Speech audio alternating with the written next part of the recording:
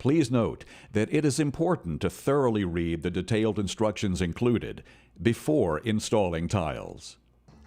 Here are a few tips for the general care and maintenance of your self-stick vinyl tiles. Using the correct cleaning tools will prevent damage to your floor. Correct tools include a mop, a dust mop, a soft bristle broom, or a vacuum cleaner.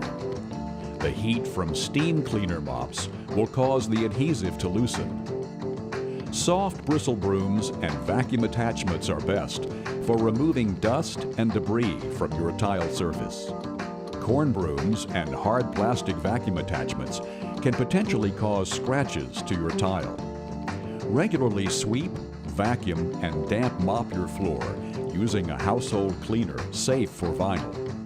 The use of detergents or soaps will dull your floor, leaving a haze on the surface.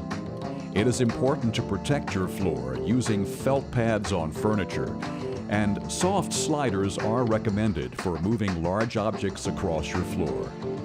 Your warranty could be voided if furniture is not protected using the recommended methods.